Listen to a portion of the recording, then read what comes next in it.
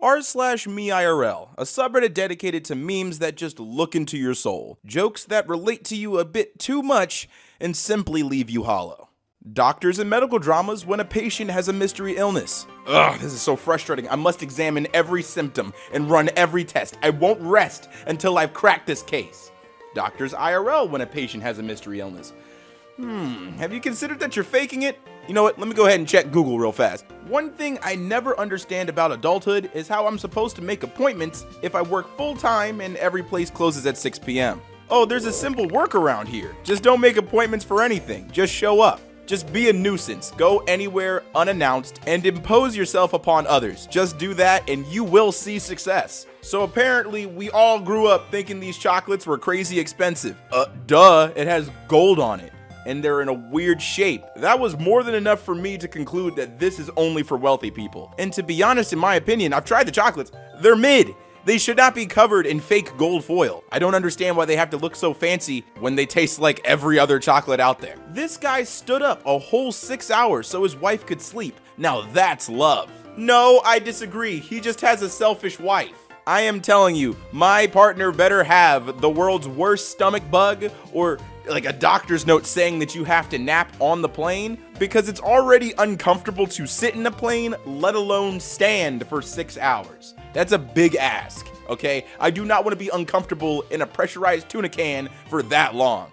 Hey, UK, how's it going? Couple who fled Ukraine went back because of terrible UK rental options. Imagine choosing an active war zone over London. And to be honest, I understand, because for whatever reason, that town is allergic to building housing. So yeah, I wish them luck. I wish them luck house hunting, if there's even houses available still. There needs to be a word for when you're starving, but you would also rather die than eat any of the food in your kitchen. To be honest, I only ever feel that way when I have frozen ingredients or just raw ingredients that require a lot of effort to put together a meal. I'd genuinely rather starve than sit down and peel shrimp and garlic for 30 minutes if I'm trying to make a shrimp scampi. And I get it, that's first world problems. I understand there's people starving out there, but I'm not people, so I'm still gonna complain. Guys be like the man, the myth, the legend, and it's just their pal Greg. Oh, come on, don't act like you guys don't do that too. The amount of female friends that I've had who said that their own friends are gorgeous and then I meet them and they look like a stubbed toe, countless times that's happened. You guys gas up your friends, we gas up ours. Kids who grew up academically gifted are now the most anxious adults who have thousands of abandoned hobbies and spiral into self-hate whenever they make basic mistakes or they are doctors.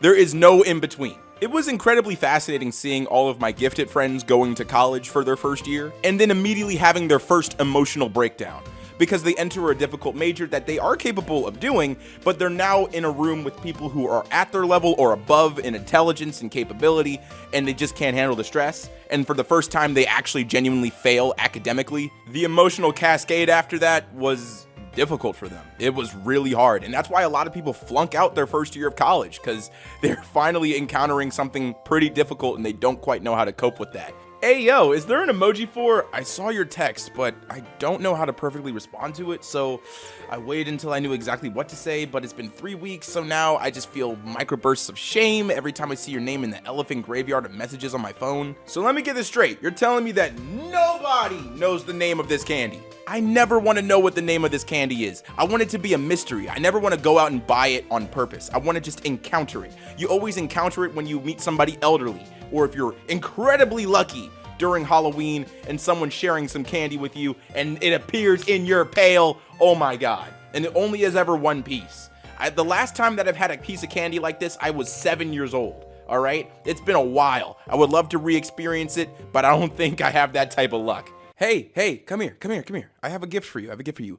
I found this in the depths of your memories. Whoa, you don't understand. The hide and seek at playgrounds designed like this were goated. They were prestige level hide and seek games. And I genuinely believe that any kid that encountered a playground designed like this had a foundational memory established there.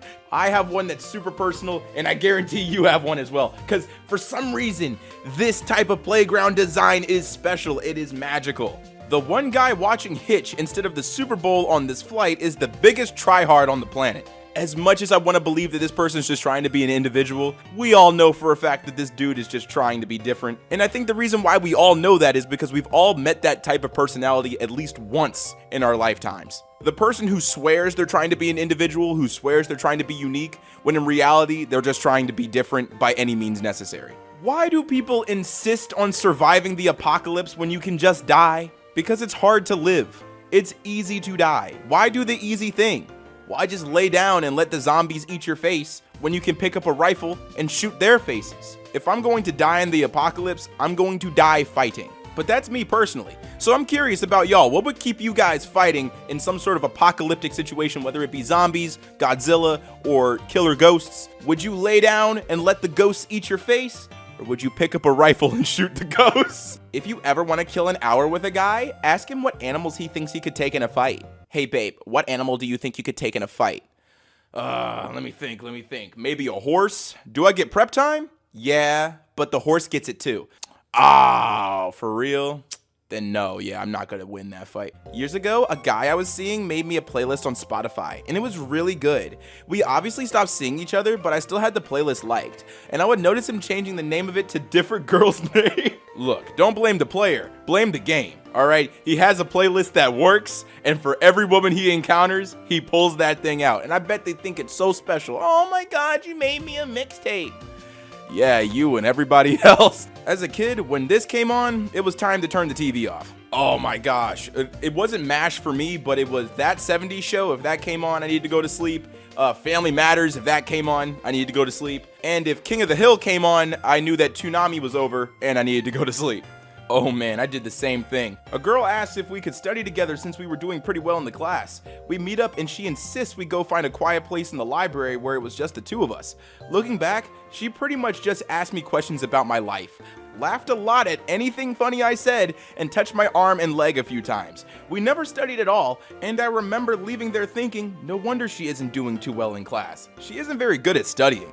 How tall do you guys think I am? Approximately 174 centimeters plus or minus 1%. Oh man, only 5 feet, maybe like 5'1". That's insane, that's crazy. The footstool is your best friend, huh? When they say you're the last one able to ride today and you deny the little kid behind you asking to trade places. Guy makes a girl cry by taking the last ride of the day and the internet is on his side. Of course they are, because every adult on the planet performs the same calculus. Is that my child? Is that my responsibility? No? Then I don't care about that kid's feelings. That is the truth. Whether you like it or not, every adult on the planet performs that calculus. Because to be honest, the only people who would be upset about this situation is the parents of that child. Because come on, the kid's gonna forget about being upset tomorrow. All right, it's devastating now that she can't be on the ride.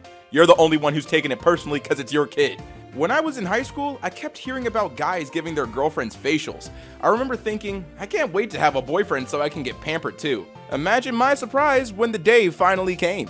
Okay, everybody, we're going to wish a big happy birthday to Lucas Scott, age 7, Harry Simpson, age 7, Ellis, age 5, Telemachus, age 10, Alex, age 5, Taylor, age 7, Yama, age 7, Reese Houston, age 4, Ramdi Houston, age 4, Namari, age 2, Jake Perkins, age 6, Dominakis, age 7, and Tony, age 36. Why does it seem like people with no job have the most fun? Like, who is paying for that? No one, or their savings, but most of the time, no one. The best type of fun is free fun, but free fun comes with risk. Like learning how to do parkour. That's free. You can just run on buildings all day, all night, and no one's gonna charge you for that. But one mistake, and you forfeit your spine. Oh my God, my vibrator died in the middle of using it, so now I have to use my fingers like a cave woman. I am so mad I don't even want a nut anymore. Good night. I gave up, by the way. I'm not playing no acoustic pussy. This is ridiculous. It took 10,000 bees 25 years to make the honey you just wasted.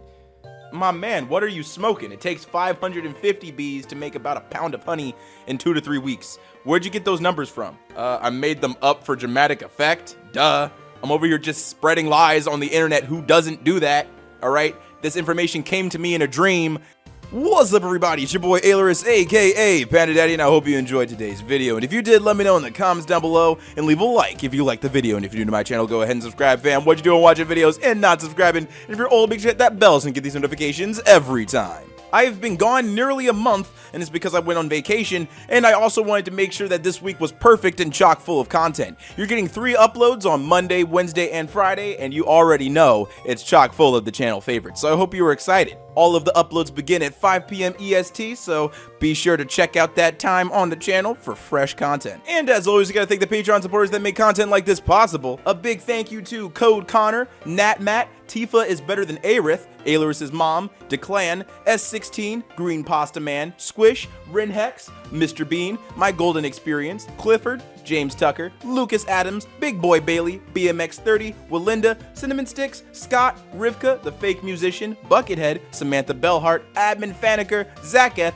Darth Titan, Keely, Dunder Nas Hawk, Lady Laughs a Lot, Swiss Patreon user, Noah, and Catherine Taylor. Thank you so much for your support. It is greatly appreciated. And if you want to help support the channel, there's 2 links in the description, one on my merch store and one on my Patreon. Both funds go directly into the channel so we can maintain what's happening here. And as always, stay zesty.